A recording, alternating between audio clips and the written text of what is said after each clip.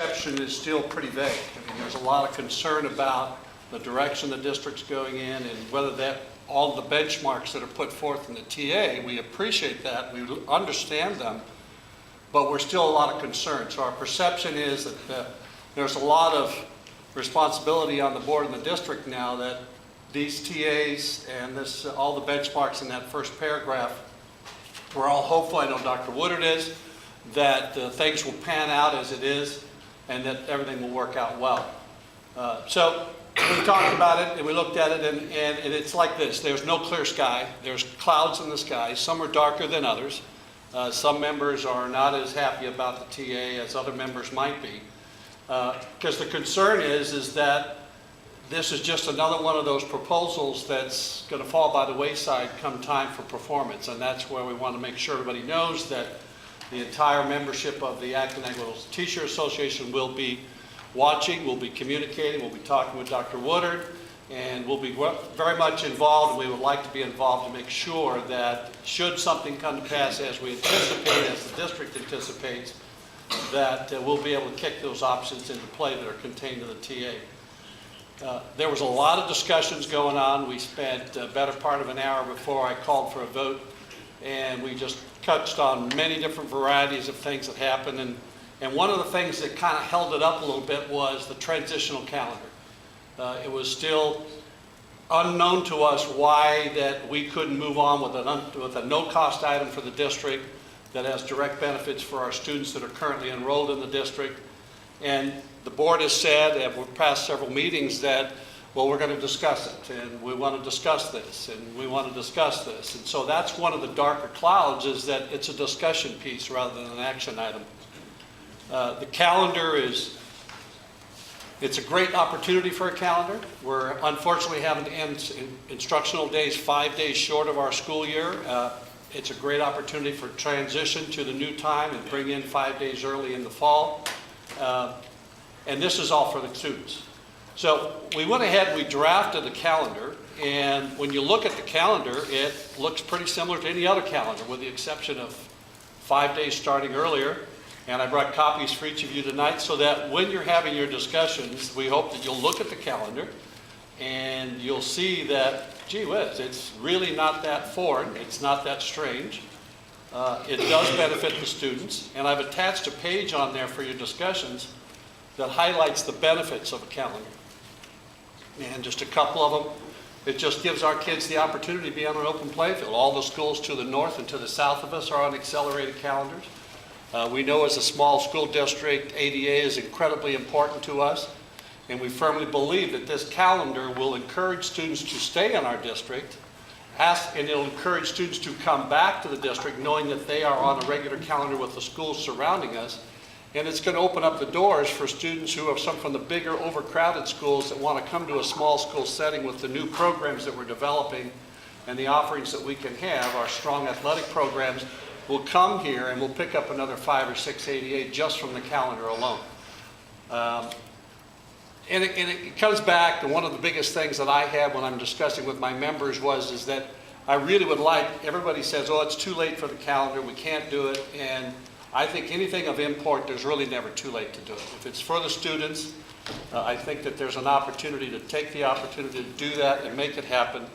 And we'd really like the board to go back to what we're promoting ourselves on, the signs we've seen posted in the PR campaign, and that's where we're a district where artillery come first. And we think this calendar would certainly address the students at the high school, the middle school, and all the other schools percolating up through the system are going to benefit in the end. So I'd like to hand you the calendar and hope that you'll have these opportunities when you do have your discussions, and then if the opportunity does present itself, we ask you to add it to the TA. Couple quick comments, or just general comments. As y'all know, I'm a special ed parent, and we know each other fairly well. And I've been outspoken at times, and but it's given me some knowledge, and I think it's our interactions have given everybody some knowledge. One of the things that I wanted to talk to you tonight about and make my comments about is. The model here in this area is we live here, our kids go to school here. That's pretty typical to the public school model. So if there's a school over here in kids in that area go there.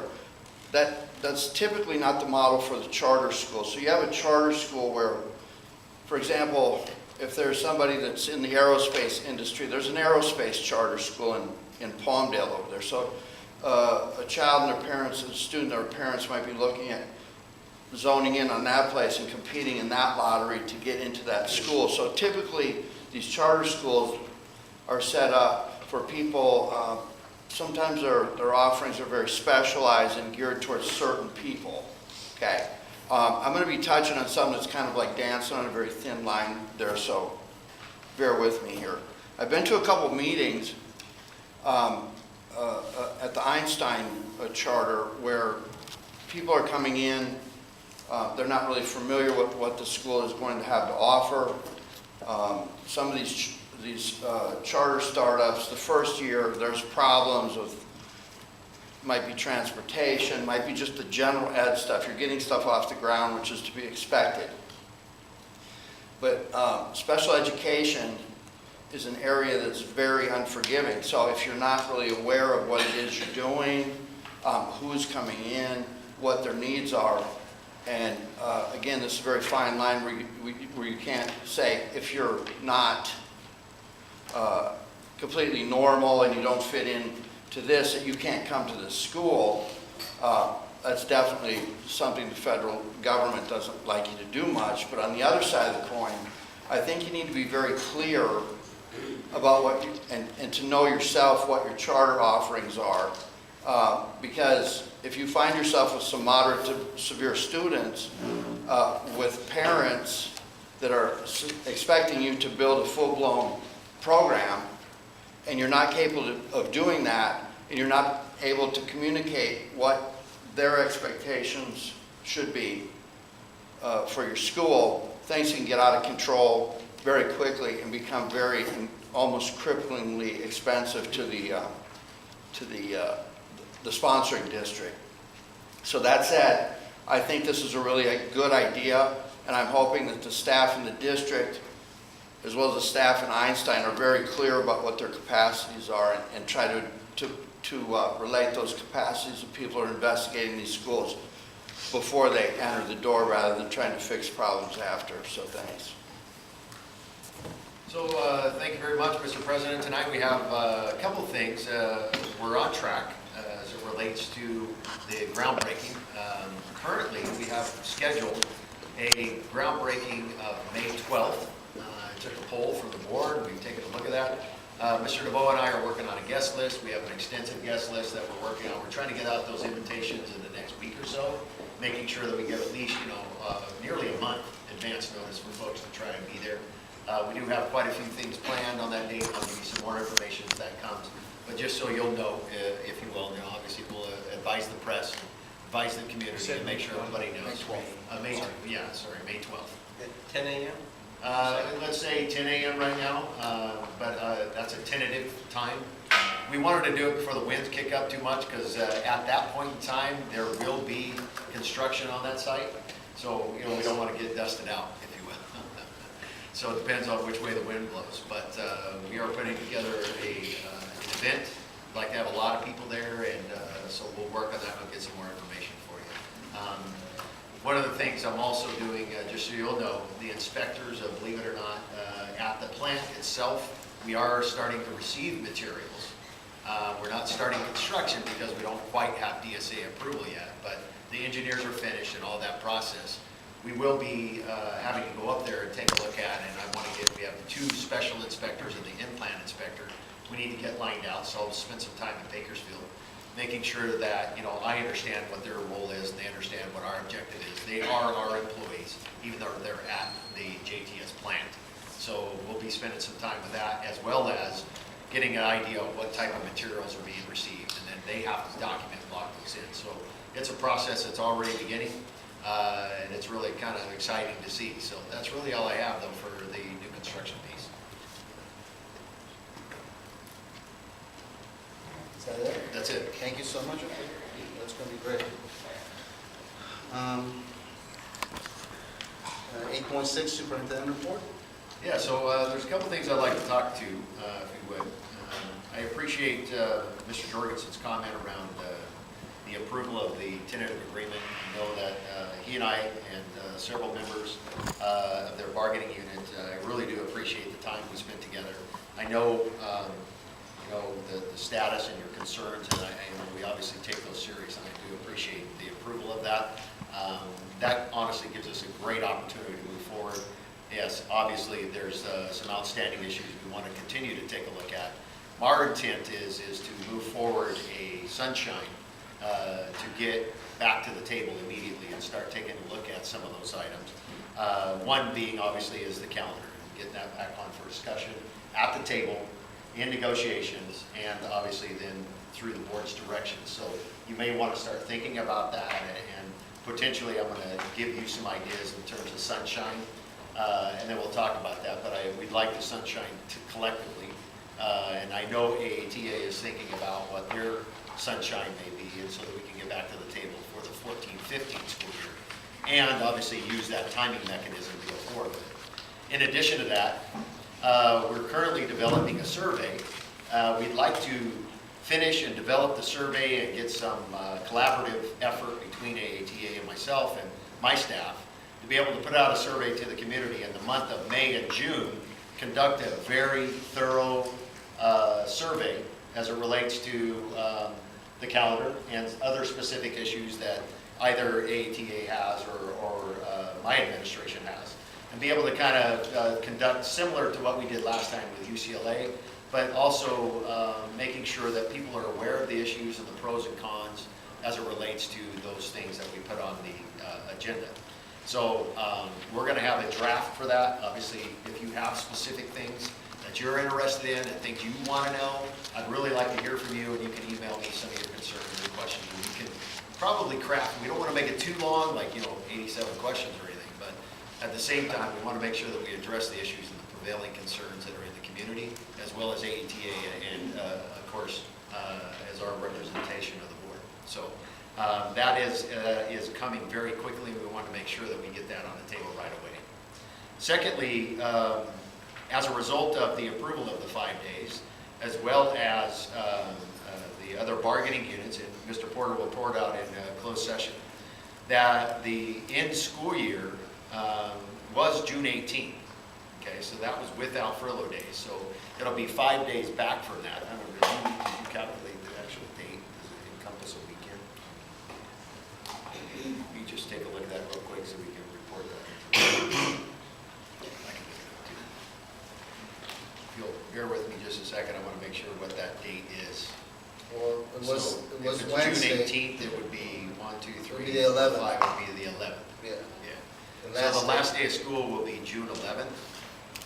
And as far as graduations go, the high school will remain exactly the same. If you remember kind of the scenario we did last time, when we ended the year early, there was some issues around that because of all of the associated plans and different things for the high school graduation. So it will remain the same day, which is June 17th. 17th. Okay, and we'll be getting out some information to you. Obviously, this just is fresh and it's new information, but I did want to report to you the graduation will not change for the high school. However, the elementaries and the middle school will change, and they're currently going to begin planning immediately. The three principals that I've already had preliminary discussions, we've had preliminary planning, and they're going to be talking to their staff and talking to the booster clubs and making sure that those are backed up appropriately on a certain date. It's much easier for those schools to do it than the high school, and we kind of found that out last time. So that's the current plans, if you will. We didn't. The next thing I wanted to mention tonight was I wanted to publicly appreciate the Culinary Arts Program and the dinner that they provided for the Common Core and some of the parents that were here, the boosters, and obviously the board and myself and several administrators got to take advantage of that food. It was just phenomenal. I greatly appreciate Heather Koo, I don't know if she's still here, and all of the students that were associated with that dinner. They've also provided additional pastries and all done by our students and under the direction of Heather Koo. Phenomenal effort by her. I wanted to, obviously appreciate that as well. And then we have our spring celebration tonight, which is, you know, it's under the direction of the principals, but so many people have been involved, whether it be Amy and you know, the principals obviously, and the teachers that are involved, and the kids, and we greatly appreciate their participation. And you can see, I mean, this is growing tremendously. We've never had this before under Amy's direction. We greatly appreciate your work in that, Amy, and thank you so much. So I wanted to recognize those extraordinary efforts, and you guys just really, I don't know, it's kind of, for me, it's kind of cool to see the kids and singing, and we're, you know, eventually, one of the things we had talked about is, you know, have a Christmas concert and some of it, just make that festive, and then give the kids an opportunity to perform. And so, again, appreciate you guys doing all of that. The other thing and last thing I wanted to mention is, and I'm going to hit this a lot, is the Common Core implementation. I understand there's, whether it be pro or con or whatever the case is, California is still initiating the Common Core. We are looking at the Common Core in multiple different facets. And obviously what we're in the process of doing now is implementing a communication plan that's consistent, it's concise, and it's across the board. And each of the principals, as well as Megan Freeman and Kim Tredick, will be making sure that the Common Core, in this case, there was a first meeting tonight. There were quite a few parents there that the information was put together and conducted. Obviously, I haven't had any feedback yet, but we'll be debriefing on each of those. You're going to probably get sick of hearing about Common Core. The reason being is that communication, I hate to put it this way, but the fact of the matter is, educators as a whole, we really don't do a good job in terms of communicating. Okay, that's obviously not our forte. We want to try to make sure that we communicate this really well, that we do a good job of implementation, that we have plenty of staff development, understanding of technology, understanding of grading policies. There's a list of things that I've given Megan Freeman to consider and taking a look at in terms of making sure that parents, the end user, students, understand exactly what Common Core is and isn't. It's not standards. You know, so we got to make sure that we understand what that is, what's that going to look like, and what changes you're going to see in your child's education. We want to make sure, again, that I give the board talking points. You guys need to know if you get hit up at Circle K or AM PM, that you're going to have an opportunity to talk about it with some degree of efficiency, if you will. So each of the principals are going to have that. We're going to talk about, you know, our implementation of Common Core. We've already started that, and yes, it's different. It's significantly different. And some people obviously understand it, some people don't. We want to make sure that the communication gap doesn't exist, so we don't get rumors controlling the implementation. Instead, it's factual. And so we have a pretty extensive program starting tonight. You'll start to hear a lot more about that. So again, as you hear anything, please forward it my way. You know, our team that's on top of this is doing a phenomenal job. But obviously my main emphasis is going to be communication and making sure that the word gets out in such a way. So that's pretty much all I have. Thank you. Thank you, Dr. Woodard. So that just gives you a small taste of all that we've done and started to do this school year. And each principal has a little bit to say about their accomplishments as it pertains to their site. Starting with Reyna, come on. Good evening, everyone. I was very excited to see how that all came together, all our footage. But I was glad to see how you guys notice a lot of what makes our school unique. Not only some of the things you guys mentioned as our grounds, they're obviously very charming, as I hear from neighboring communities, but it's also what's going on inside the classrooms that is exciting. You probably have seen in the Country Journal, online, everywhere, we push a lot for science. And it's not that we're omitting the math or the language, but it's that science is what we use through to teach the math and the language. And creativity and critical thinking, all those important concepts, the core. So we use science and our science lab, of course. We're so proud that we actually get to have doctors coming in and teaching science lessons, and our teachers are in there using it. It gives us the opportunity to make science and math and language, all those things, more fun. We have our garden. You get a chance to see that. It's another way of using math. And our music and art classrooms, again, it's not, we don't just do music and art for the sake of music and art.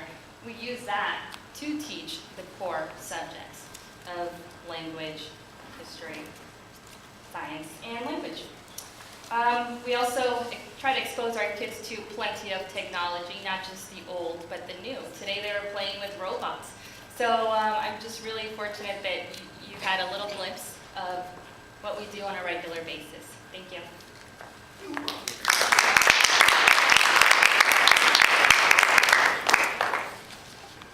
Well, good evening, and I want you to know, as you probably already do, that you are sitting in the best school in the universe. So I don't know about, well, I mean, the best district in the universe. At Meadowlark, we are very proud of everything that's happening here. We have expectations for high behavior, excellent behavior, and very rigorous, rich academics. We have an uncompromising view that every child deserves an opportunity to learn. So the staff has been working together and doing an amazing job differentiating for their students, looking at what our students need, and then helping our students become successful. We are embracing the Common Core and what the Common Core can allow for us in differentiation. Differentiation is Common Core, the open-ended activities. The staff has been working tirelessly together to work and prepare for doing what's right for our kids. We're looking at formative assessments and creating engaging, appropriately challenging assignments and activities for our students so they can be successful and be prepared. For our expectations for behavior, we are scholars here. We celebrate scholarly behaviors, and all of our students strive to be scholars. We're very proud of that here. I can't say it, I could stay up here all night and say how fortunate I feel to be a part of this family that we call Meadowlark. You've seen the video, you've seen the teachers that are here, our parents that come to our painting activities. It's a very cohesive, supportive, amazing community here at Meadowlark.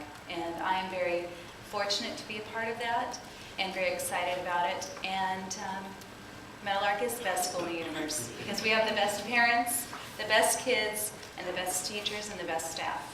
So thank you very much.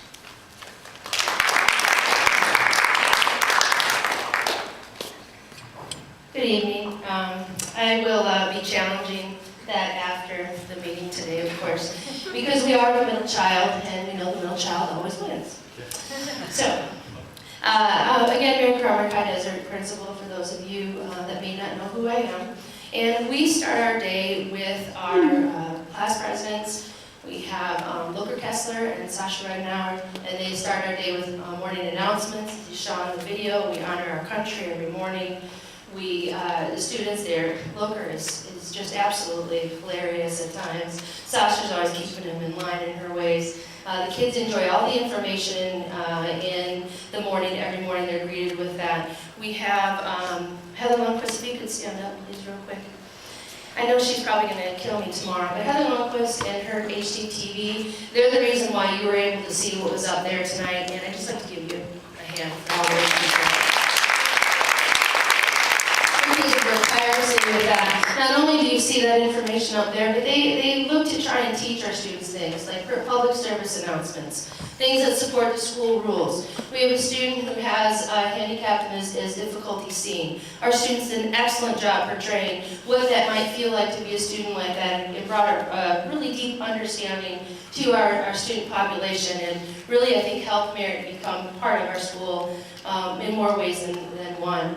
They've done the PSAs, they do amazing things up there, and so it is truly a gift. You saw them on the video, the work that they've done. I know that she's taken them to shows and different types of things to actually extend what she's doing beyond the campus, and that's a really great thing that we have on our campus that we share with everybody. We have Marilyn Alford, if you could stand, please. Marilyn Alford was our Medal of Honor. You saw all of the core values that we have. She lives, eats, and breathes those core values, and has really inspired me to take it a step further as well within our school.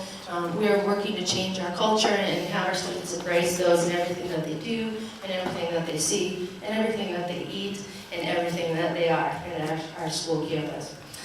Some of the other things that we brought through our 7th graders, we're talking about career and college readiness. We took, engineers came in and went through with all our 7th graders. They visited our campus. Students, every single 7th grade student was able to have hands-on experience with different types of engineers. They made parachutes, and then they had winning groups go. We had a hands-on opportunity for them that they thoroughly enjoyed, bringing the community on into our campus. We have a Bluebird project that we brought onto our campus with our hands-on science, and we now have Bluebird houses in certain areas of our campus of which the students are assessing daily, if they're, whatever the bluebirds, are they in there measuring things, and that data is actually going to be used for actually assessing the bluebird population in California. So we're doing some hands-on things beyond that. Of course, we have our math program, of which has been very helpful for helping students to kind of get those foundational skills that they may be missing in English language arts and help them to close their achievement gap and be able to compete at their grade level. So I could go on about the many things. I'm glad that both of them are here today, and I just want to thank you for the opportunity for us to show how awesome and amazing High Desert is. Thank you.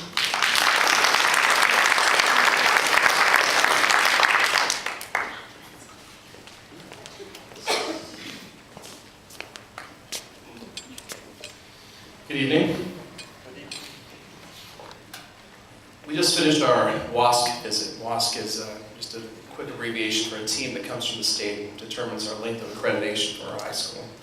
We literally just finished yesterday afternoon. They spent 4 days with us evaluating our school objectively from the outside.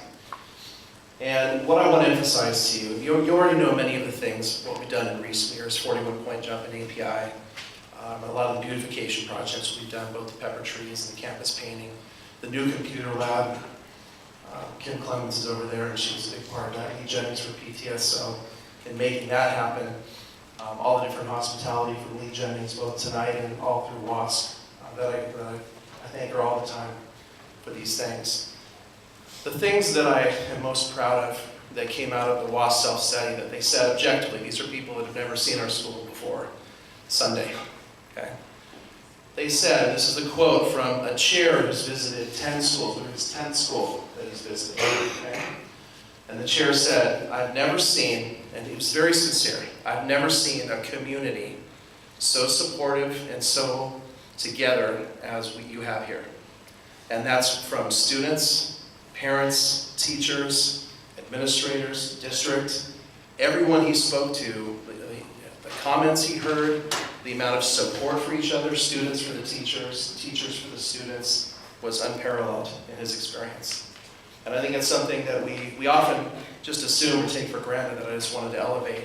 And it's that kind of tight-knit community that gives me a lot of strength in moving forward with the staff and bringing Vasquez even further than we've already been and accomplishing the things that we can do. I have a lot of great hope for the plan that we've designed to take the school even further than we already have in the few years that I've been here. I think we can do great things there, and I'm very proud to be there. I wanted to share that with you. The second, thank you. The second, that one bird clap. Thank you. Thank you, Kim. The second thing they emphasized was, and I'm going to transition to two things, that's college and career, because that is Common Core, and that is an essence of a lot of what you saw in the video tonight. For college, something that Dr. Woodard actually started in 2009 when he came here was college and the emphasis on A through G, and he really began a process that, to be honest with you, I've pretty much completed. The team could not believe how, with such a small school of just over 400 students, how we can offer a complete A through G college, University of California program. There was a teacher there that, a principal of a school of 1,200 who didn't have as much program opportunity as we did and was very impressed with us. And so I couldn't be prouder of that. And that's actually a lot of thanks goes to Dr. Woodard and to the board for allowing us to maintain that program. So thank you for that. I'm very excited about where we're going, increasing the number of students that qualify for college each year at our site. And the second is career. And you've already seen it tonight. Dr. Woodard already thanked our culinary program. I don't know if you knew, but we had 3 students go to the, it's called CCAP, California Culinary Arts Program competition. This is a competition that's LA County-wide, We're talking about hundreds of students that compete for a very limited number of scholarships, and all 3 of our students are in the finals. All 3 of them. So Heather sent 3, and 3 are in the finals. Virtually assuring a scholarship opportunity. A program that Ms. Barnes started 20 years ago that's continuing to go strong. And then you take stagecraft and drama and the vocal program. You have the students over here running the soundboard tonight. You've already heard the Herd tonight. I'm going to introduce them in a moment. You have Amy Cesari, who's taken all of her performing arts students to American Idol twice this year. And last year took them to CBS Studios. So I just wanted you to know that the high school, in both college and career, it is doing more than it's ever done before. I'm really excited about how we're growing and expanding, and the whole center of it all is just the community that's here. So thank you for that, and with that, I just wanted to introduce the Herd. They wanted to do one more quick performance for you to cap out our spring celebration tonight.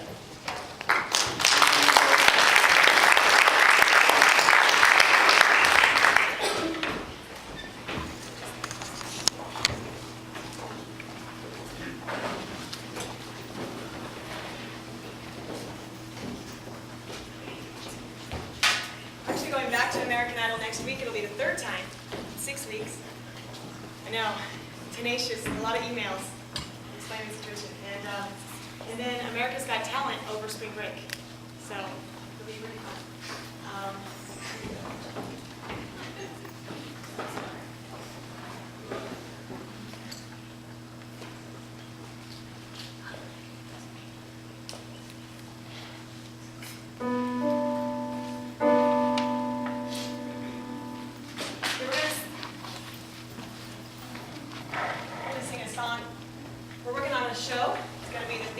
Genres. This is going to be from our country genre.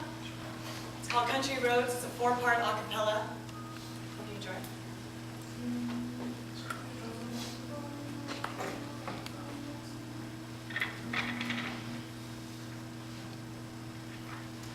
Almost heaven, ooh, West Virginia, Blue Ridge Mountains, Shenandoah River.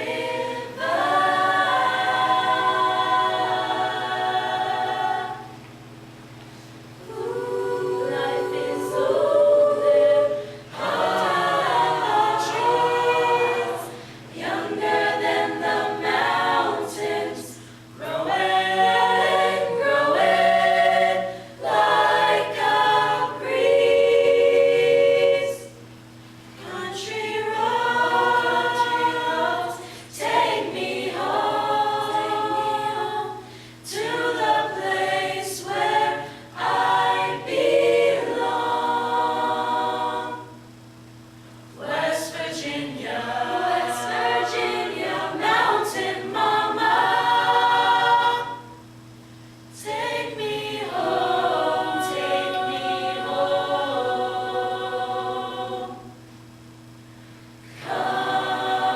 Country roads.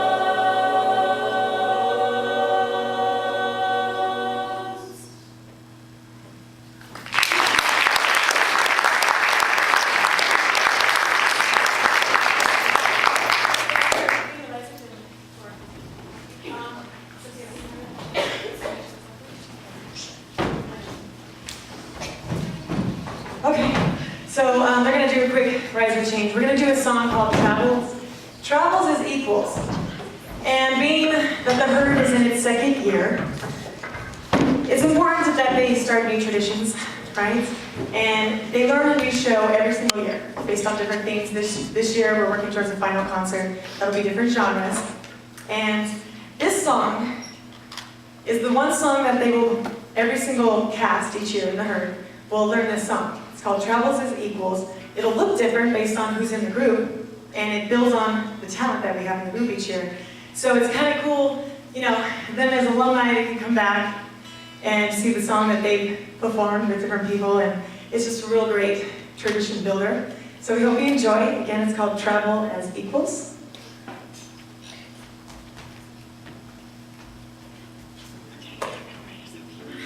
don't want to block you.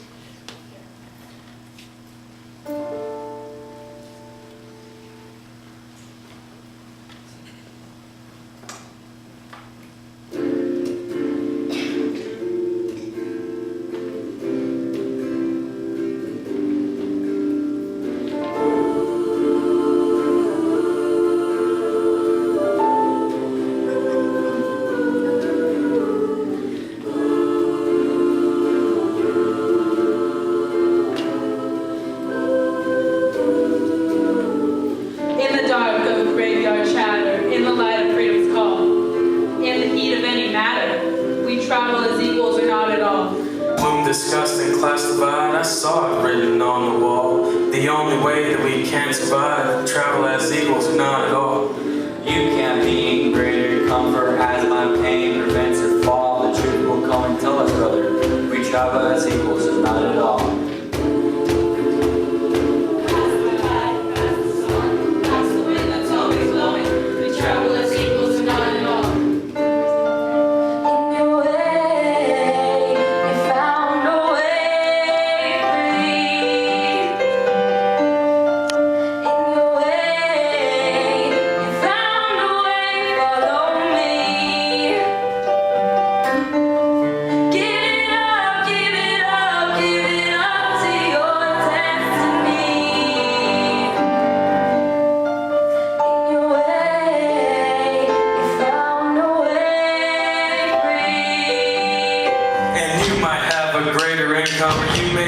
Dumb and dull, but either way I won't leave you. Travel as equals or not at all. So help me too.